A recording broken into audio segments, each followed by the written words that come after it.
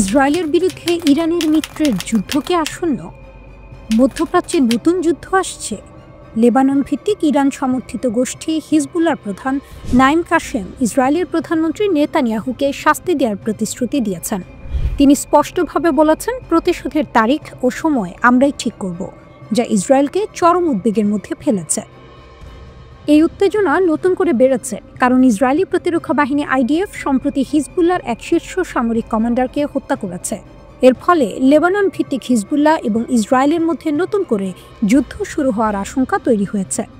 IDF তাদের শীর্ষ কমান্ডারদের একজনকে হত্যা করার পর হিজবুল্লাহ প্রধান নাইম কাশেম প্রতিশোধের অঙ্গীকার করেছেন। শুক্রবার টেলিভিশনে দেয়া এক ভাষণে কাশেম বলেছেন, জবাব দেওয়ার অধিকার আমাদের আছে এবং সময়টা আমরাই ঠিক করব। কাশেম আরও বলেছেন যে এই ক্রমবর্ধমান উত্তেজনার মধ্যে ইসরায়েলের মোকাবিলা করার জন্য লেবাননের একটি পরিকল্পনা প্রস্তুত করা উচিত। হিজবুল্লাহর প্রধানের কঠোর বার্তা। নাইম কাশেম হিজবুল্লাহর পক্ষ থেকে আরও বলেছেন, এটি সত্যিই একটি জঘন্য আগ্রাসন এবং একটি স্পষ্ট অনিবার্য অপরাধ। জবাব দেওয়ার সহজাত অধিকার অবশ্যই আমাদের আছে। সেই জবাবের নির্দিষ্ট সময় আমরা সতর্কতার সাথে নির্ধারণ করব। গত 23 নভেম্বর আইডিএফ বৈরুতের দক্ষিণাঞ্চলে একটি হামলায় হিজবুল্লাহর হাইথাম আলী তাবতাবাইকে হত্যা করে। ইসরায়েলের দাবি, হিজবুল্লাহ যুদ্ধবিরতি লঙ্ঘন করছে আর এর মধ্যেই এই হামলা চালানো হয়। হামলার সময় তাবতাবাই তার 4 সহযোগীর সাথে ভবিষ্যতের কর্মপরিকল্পনা প্রস্তুত করার জন্য একটি বৈঠক করছিলেন। হিজবুল্লাহ প্রধান বলেন, আমরা এই হত্যার জবাব দেব, কখন জবাব দেওয়া হবে সময় আমরাই নির্ধারণ করব। ভবিষ্যতে আবার যুদ্ধ শুরু হতে পারে, এই সম্ভাবনা আছে, আবার নাও থাকতে পারে। নতুন যুদ্ধে হিজবুল্লাহর ভূমিকা নিয়ে নাইম কাশেম সরাসরি কিছু বলেননি, তবে লেবাননকে ইসরায়েলের মোকাবিলায় নিজের সেনাবাহিনী ও জনগণের উপর নির্ভর করে প্রস্তুতি নেওয়ার আহ্বান জানিয়েছেন। সাম্প্রতিক সপ্তাহগুলোতে ইসরায়েল দক্ষিণ লেবাননে প্রায় প্রতিদিনই বিমান হামলা চালাচ্ছে। ইসরায়েল আরও অভিযোগ করেছে যে ইরান সমর্থিত এই গোষ্ঠীটি যুদ্ধবিরতি চুক্তি লঙ্ঘন করে নিজেদের সামরিক শক্তি পুনরায় সংগঠিত করছে। হিজবুল্লাহ কেবল একটি রাজনৈতিক দল নয়, এটি মধ্যপ্রাচ্যের অন্যতম শক্তিশালী একটি সামরিক গোষ্ঠী। তাদের লেবাননের অভ্যন্তরে ব্যাপক রাজনৈতিক প্রভাব রয়েছে এবং তারা ইরানের কাছ থেকে বিপুল সামরিক ও আর্থিক সমর্থন পেয়ে থাকে। তাদের সামরিক সক্ষমতা ইসরায়েলের জন্য একটি গুরুতর হুমকি। হিজবুল্লাহর সামরিক অস্ত্রাগারে রয়েছে হাজার হাজার রকেট ও ক্ষেপণাস্ত্র, যা ইসরায়েলের অভ্যন্তরে অনেক গভীরে আঘাত হানতে সক্ষম। বিশেষ করে তাদের নির্ভুল নির্দেশিত ক্ষেপণাস্ত্রের মজুদ নিয়ে ইসরায়েল সবচেয়ে বেশি উদ্বিগ্ন। লেবাননের দক্ষিণে তাদের একটি শক্তিশালী সামরিক উপস্থিতি রয়েছে, যা তাদের ইসরায়েলের সাথে যে কোনো সংঘর্ষে দ্রুত প্রতিক্রিয়া জানানোর ক্ষমতা দেয়। এই বিশাল সামরিক শক্তি এবং কমান্ডার কাশেমের প্রতিশোধের অঙ্গীকারের কারণেই ইসরায়েল এখন চরম সতর্ক অবস্থায় রয়েছে।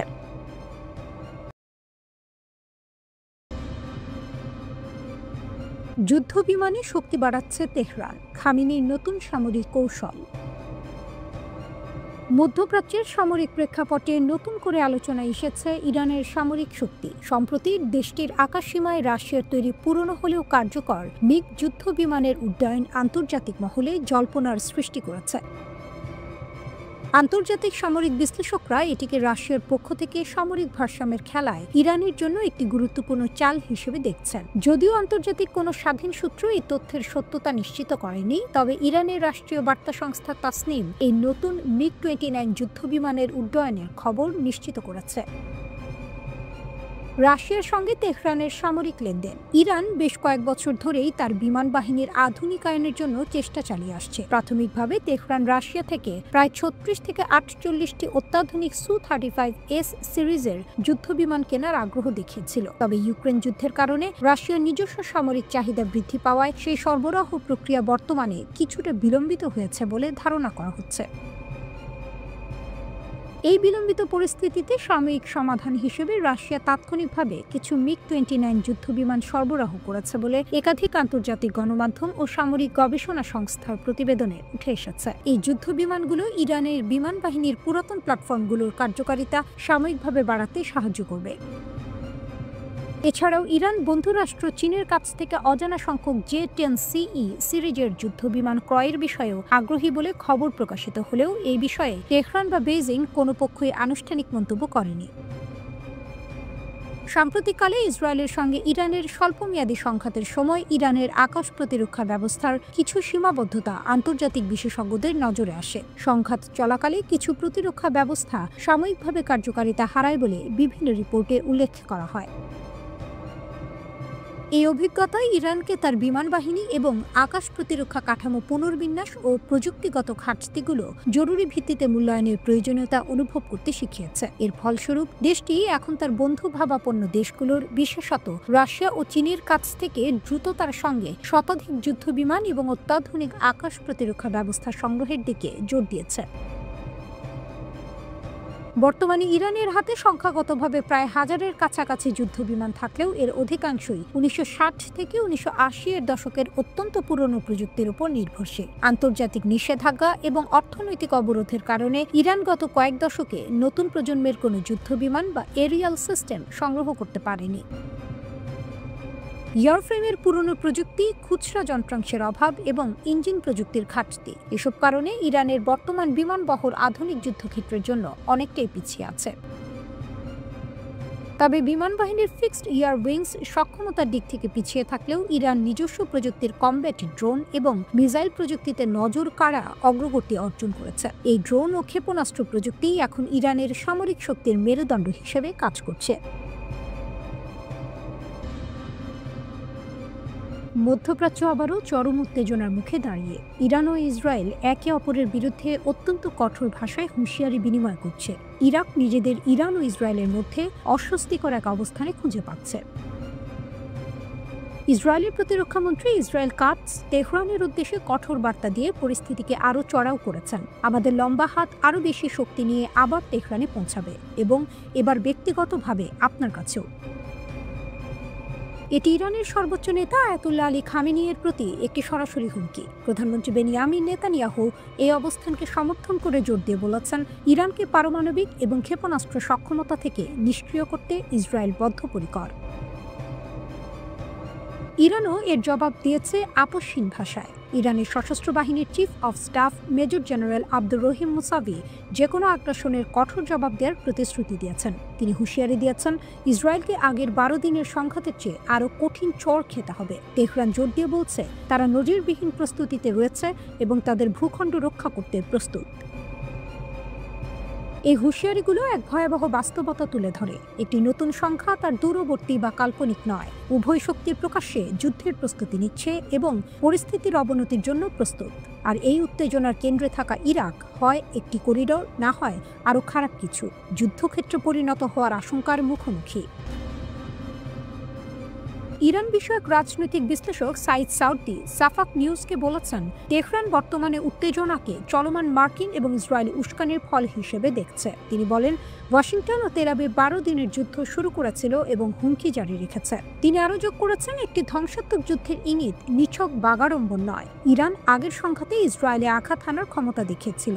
আজ তারা নজিরবিহীন প্রস্তুতিতে রয়েছে।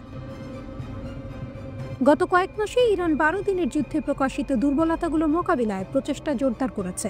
বিভিন্ন প্রতিবেদনে বলা হয়েছে, ইরান তাদের বিমান প্রতিরক্ষা নেটওয়ার্ক উন্নত করেছে, বিস্তৃত আকাশসীমা পর্যবেক্ষণের জন্য রাডার কভারেজ বাড়িয়েছে, ক্ষেপণাস্ত্র কমান্ড ও নিয়ন্ত্রণ ব্যবস্থা শক্তিশালী করেছে এবং অত্যাধুনিক ড্রোন ও ক্ষেপণাস্ত্র প্রতিরোধ প্রযুক্তি মোতায়েন করেছে। এছাড়াও তেহরান তাদের প্রচলিত বাহিনী এবং Islamic Revolutionary Guard Corps IRGC এর মধ্যে সমন্বয় উন্নত করেছে। একই সাথে তারা গুরুত্বপূর্ণ অবকাঠামো ও সামরিক ব্যবস্থা রক্ষার জন্য সাইবার প্রতিরক্ষায় বিনিয়োগ করেছে। সাউদি সতর্ক করেছেন, ভবিষ্যতের যে কোনো সংঘাত ব্যাপক হতে পারে। তিনি যুক্তি দেন, ইসরায়েল ইতিমধ্যেই ইরানকে আঘাত হানতে ইরাক সহ একাধিক দেশের আকাশসীমা ব্যবহার করেছে, যা তেহরানের চোখে সার্বভৌমত্বের লঙ্ঘন। তিনি আরও বলেছেন, ইসরায়েলকে এই স্থানগুলো থেকে কাজ করার অনুমতি দিলে সেই রাষ্ট্রগুলো সরাসরি সংঘর্ষে জড়িয়ে পড়বে, যা ইরাকের ভেতরে অস্থিরতার ঝুঁকি বাড়াবে। ইরাকের ভূখণ্ড, বিশেষ করে এর আকাশসীমা, এই হিসাব নিকাশের কেন্দ্রে রয়েছে। আঞ্চলিক উত্তেজনার প্রতিটি ঢেউ বাগদাদের নিরপেক্ষতাকে পরীক্ষা করেছে। প্রতিবারই কৌশলগত সুযোগ কমে আসছে।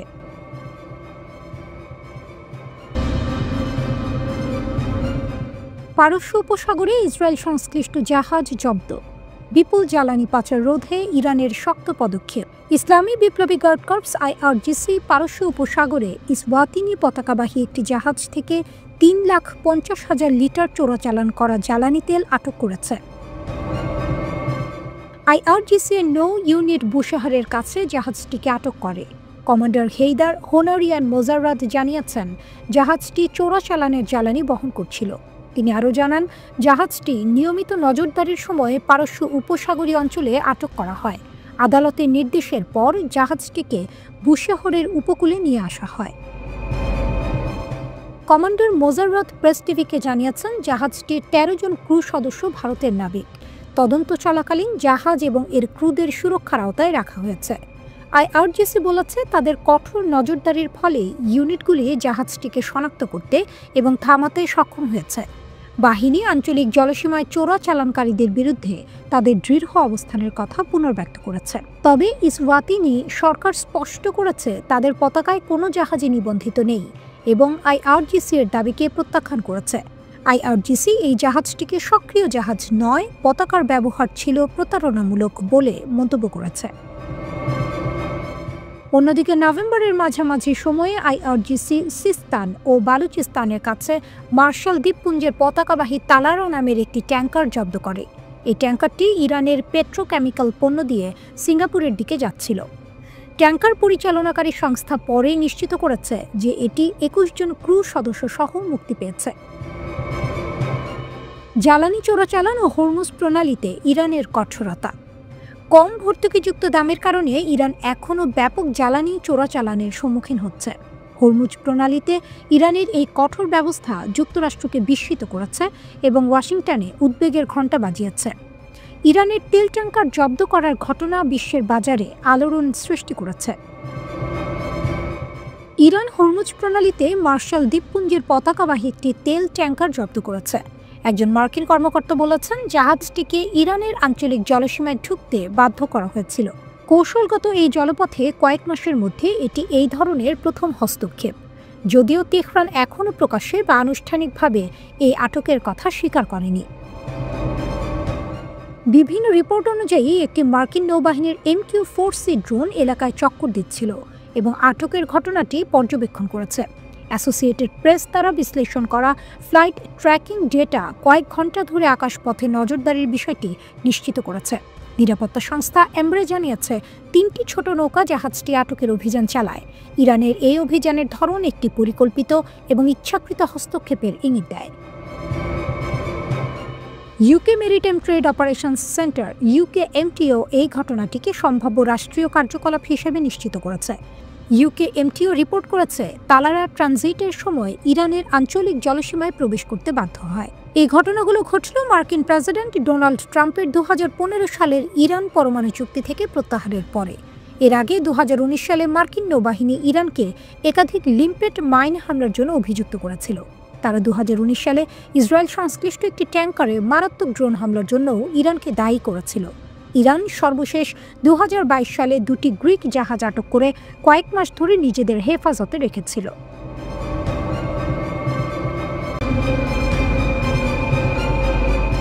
রাশিয়ার প্রেসিডেন্ট ভ্লাদিমির পুতিন নিশ্চিত করেছেন বলে খবর বেরিয়েছে, ভেনেজুয়েলায় মার্কিন সামরিক হামলা আসন্ন। এর মধ্যেই নাটকীয় অভিযানের জন্য রাশিয়া ভেনেজুয়েলার অভ্যন্তরে বিমান মোতায়েন করেছে। যুক্তরাষ্ট্রের প্রেসিডেন্ট ট্রাম্পের বিমানপথ বন্ধ ঘোষণার কারণে বিশ্বজুড়ে আতঙ্ক সৃষ্টি হয়েছে। মার্কিন যুক্তরাষ্ট্র ক্যারিবিয়ানের কাছাকাছি মাদুরোর ঘাঁটিগুলোতে বোমা হামলা চালানোর জন্য ফাইটার জেট প্রস্তুত করছে। ভেনেজুয়েলা বলেছে যে তারা সাম্রাজ্যবাদী যুক্তরাষ্ট্রের বিরুদ্ধে লড়াই করতে প্রস্তুত। ভেনেজুয়েলা যুক্তরাষ্ট্রের ক্রমবর্ধমান উত্তেজনার মধ্যে রাশিয়া পর্যটকদের জরুরি ভিত্তিতে সরিয়ে নেওয়া শুরু করেছে। RT নিউজের খবর অনুযায়ী রাশিয়ান পর্যটকদের নিরাপদে দেশে ফিরিয়ে আনার জন্য বিশেষ ব্যবস্থা নেওয়া হয়েছিল। এই ঘটনা এমন এক সময়ে ঘটল যখন মার্কিন প্রেসিডেন্ট ভেনেজুয়েলার বিমানপথকে বন্ধ ঘোষণা করেন। কারাকাস ট্রাম্পের এই সতর্কতাটিকে শত্রুভাবাপন্ন এবং একতরফা কাজ বলে নিন্দা করেছে। ভেনেজুয়েলা যুক্তরাষ্ট্রের বিরুদ্ধে ল্যাটিন আমেরিকায় একটি ঔপনিবেশিক হুমকি চাপিয়ে দেওয়ার অভিযোগ করেছে। ভেনেজুয়েলার কাছে মার্কিন সামরিক সমাবেশ নিরাপত্তার উদ্বেগ মারাত্মকভাবে বাড়িয়ে দিয়েছে। ট্রাম্প অভিযোগ করেছিলেন, মাদুরো মাদক কার্টেল এবং নার্কো সন্ত্রাসবাদীদের আশ্রয় দিচ্ছেন। কারাকাস জোর দিয়ে বলেছে, কোনো বিদেশি শক্তি তাদের বিমানপথের নিয়ন্ত্রণ নির্ধারণ করতে পারে না। ট্রাম্প বলেছিলেন, ভেনেজুয়েলার বিরুদ্ধে পদক্ষেপ যতটা আশা করা হয়েছিল তার চেয়েও দ্রুত ঘটতে পারে। মাদুরো দাবি করেছেন, ওয়াশিংটন আগ্রাসনের জন্য বিচিত্র অজুহাত তৈরি করছে। ভেনেজুয়েলার প্রেসিডেন্ট যুক্তরাষ্ট্রকে অকারণ আঞ্চলিক সংঘাত শুরু করার বিরুদ্ধে সতর্ক করেছেন। ভেনেজুয়েলা যে কোনো সম্ভাব্য উত্তেজনা বৃদ্ধির জন্য তার সশস্ত্র বাহিনীকে সতর্ক অবস্থায় রেখেছে। মাদুরো দেশ জুড়ে একত্রিত হওয়ার আহ্বান জানিয়ে বলেছেন, ব্যর্থতা কোনো বিকল্প নয়। ভেনেজুয়েলার প্রেসিডেন্ট নিকোলাস মাদুরো বলেছেন, ভেনেজুয়েলার প্রতিটি ইঞ্চি রক্ষা করতে আমাদের সক্ষম হতে হবে। টাইমস অফ ইন্ডিয়ার প্রতিবেদনে বলা হয়েছে, ভেনেজুয়েলা পাল্টা পরিকল্পনা প্রস্তুত করেছে। যুক্তরাষ্ট্রের হুমকির মুখে ভেনেজুয়েলার সামরিক বাহিনী দেশ জুড়ে মহড়া চালিয়েছে। খবর এসেছে যে মার্কিন যুদ্ধ বিমানগুলো হামলার মহড়া দিচ্ছে। নিকোলাস মাদুরোর দিন কি শেষ? মার্কিন সামরিক বাহিনী কি মাদুরোকে সরাতে স্থল আক্রমণের পরিকল্পনা শুরু করেছে? ভেনেজুয়েলার সামরিক জেটগুলো সম্ভাব্য মার্কিন বিমান হামলার ভয়ে আকাশ পাহারা দিচ্ছে। ট্রাম্পের বড় পদক্ষেপের পর ভেনেজুয়েলা এবং যুক্তরাষ্ট্রের মধ্যে একটি সর্বাত্মক যুদ্ধের ভয় বেড়ে যায়। মার্কিন বিমান বাহিনী ভেনেজুয়েলায় সম্ভাব্য হামলার জন্য সক্রিয় হয়েছে বলে জানা গেছে। ওয়াল স্ট্রিট জার্নাল প্রতিরক্ষা কর্মকর্তা এবং ফ্লাইট ট্র্যাকিং ডেটা উদ্ধৃত করে জানিয়েছে, যুক্তরাষ্ট্র বিমান হামলার মহড়া দিচ্ছে। ক্রমবর্ধমান উত্তেজনার মধ্যে ট্রাম্প প্রশাসন F-35 এর মতো ফাইটার জেট ক্যারিবিয়ানের কাছাকাছি মোতায়েন করেছে। যুক্তরাষ্ট্রের হুমকি মোকাবেলায় ওপেকের সহায়তা চায় ভেনেজুয়েলা। ওপেকভুক্ত দেশগুলোকে পাঠানো এক চিঠিতে ভেনেজুয়েলার প্রেসিডেন্ট মাদুরো অভিযোগ করেছেন যে যুক্তরাষ্ট্র তার দেশের বিশাল তেল সম্পদ কবজা করতে চাইছে। বিশ্বের সবচেয়ে বড় তেল মজুদ থাকার পরও ভেনেজুয়েলার 2023 সালে অপরিশোধিত তেল রপ্তানির পরিমাণ ছিল মাত্র $405 কোটি। তথ্যানুযায়ী ট্রাম্পের প্রথমবারের ক্ষমতাকালে আরোপিত যুক্তরাষ্ট্রের নিষেধাজ্ঞাই এই পতনের কারণ। জ্বালানি চুক্তিতে ট্রাম্পকে ধাক্কা। ন্যাটোর মিত্র তুরস্কের সঙ্গে ইরানের বড় গ্যাস চুক্তি। নিষেধাজ্ঞা উপেক্ষা করে দুই দেশের ঘনিষ্ঠতা আরও বাড়ল। তুরস্ক ন্যাটোর একটি গুরুত্বপূর্ণ সদস্য, তবুও তারা ইরানের সঙ্গে গ্যাস রপ্তানি চুক্তি নবায়ন করতে চায়। আন্তর্জাতিক নিষেধাজ্ঞা থাকা সত্ত্বেও এই আলোচনা চলছে। এতে ইরান আবার প্রমাণ করল যে তারা বৈশ্বিক রাজনীতিতে শক্ত অবস্থানে আছে। এই চুক্তি ট্রাম্প প্রশাসন এবং ইউরোপের জন্য বড় অস্বস্তির কারণ হয়ে দাঁড়িয়েছে। ইরানের পররাষ্ট্রমন্ত্রী বলেন, নিষেধাজ্ঞা থাকলেও তুরস্কের জন্য ইরান নির্ভরযোগ্য জ্বালানি সরবরাহকারী থাকবে। তুরস্কের বাড়তি জ্বালানি চাহিদা ইরান নিয়মিতভাবে পূরণ করতে চায়। তেহরানে দুই দেশের পররাষ্ট্রমন্ত্রী বৈঠকে বসেন। সেখানে তারা জ্বালানি সম্পর্ক উন্নয়নের সিদ্ধান্ত নেন। ইরান এখন তুরস্ককে বছরে 10 বিলিয়ন ঘনমিটার গ্যাস দেয়। দুই দেশের মধ্যে 25 বছরের গ্যাস চুক্তি আছে। এটি 2026 সালের মাঝামাঝি শেষ হবে। তুরস্ক আরও বেশি গ্যাস চায়। তাদের অভ্যন্তরীণ চাহিদা দ্রুত বাড়ছে। দুই দেশের অর্থনৈতিক সহযোগিতা বাড়ছে। ইরান ও তুরস্ক বাণিজ্য বাধা কমাতে একমত হয়েছে। বিনিয়োগ বাড়াতেও তারা সম্মত হয়েছে। দুই দেশের মন্ত্রীরা দ্রুত সমস্যাগুলো সমাধানের জন্য উচ্চ পর্যায়ের বৈঠক করবেন। ইরান যৌথ মুক্ত বাণিজ্য অঞ্চল করতে চায়। তারা নতুন সীমান্ত ক্রসিং খোলারও কথা বলেছে। তুরস্কের পররাষ্ট্রমন্ত্রী হাকান ফিদান বলেন, দুই দেশের বাণিজ্য, জ্বালানি ও নিরাপত্তা সহযোগিতা আরও বাড়ানো দরকার। তারা আঞ্চলিক বিষয় নিয়েও আলোচনা করেন। এর মধ্যে ছিল ফিলিস্তিন সংকটও। ফিদান বলেন, তুরস্ক শান্তিপূর্ণভাবে ইরানের পারমাণবিক সমস্যার সমাধান চায়। তিনি ইরানের ওপর থাকা নিষেধাজ্ঞা তুলে নিতে আন্তর্জাতিক সমাজকে আহ্বান করেন। তিনি বলেন, গাজা, লেবানন ও সিরিয়ার নিরাপত্তা বজায় রাখতে শক্তিশালী আঞ্চলিক সহযোগিতা প্রয়োজন। ইরানের পররাষ্ট্রমন্ত্রী আব্বাস আরাকচি জানান, দুই দেশ বাণিজ্য বাধা কমাচ্ছে। তারা সহযোগিতা কাউন্সিলের বৈঠকের প্রস্তুতিও নিচ্ছে। ফিদানের সফর ছিল 9ম সহযোগিতা কাউন্সিল বৈঠকের আগে। লক্ষ্য হল দুই দেশের বাণিজ্য $30 বিলিয়ন উন্নীত করা। নিরাপত্তা সহযোগিতাও বাড়ানো হবে। ফিলিস্তিন ও আঞ্চলিক স্থিতিশীলতা নিয়ে আরাকচি বলেন, ফিলিস্তিনের ইস্যু এবং গাজার মানুষের উপর হত্যাকাণ্ড বন্ধ করতে যৌথ সহযোগিতা জরুরি। গাজায় বারবার যুদ্ধবিরতি ভাঙা এবং লেবানন ও সিরিয়ায় হামলা দেখায় যে জায়নবাদী শাসনের বড় পরিকল্পনা আছে। তারা অঞ্চলকে অস্থিতিশীল করতে চায়। তিনি আরও বলেন, সিরিয়ার শান্তি ও নিরাপত্তা তার ভূখণ্ড রক্ষার সঙ্গে সম্পর্কিত। সিরিয়ার সবচেয়ে বড় হুমকি আসে জায়নবাদী শাসন ইসরায়েল থেকে। সিরিয়া ও লেবাননে ইসরায়েলের আগ্রাসন বন্ধ করা আঞ্চলিক দেশগুলোর দায়িত্ব। তিনি পিকেকে নিরস্ত্রীকরণ এবং সন্ত্রাসমুক্ত তুরস্কের ধারণাকে সমর্থন করেন। তিনি বলেন, সন্ত্রাসমুক্ত অঞ্চল গড়তে সব সন্ত্রাসী গোষ্ঠী ভেঙে দিতে হবে।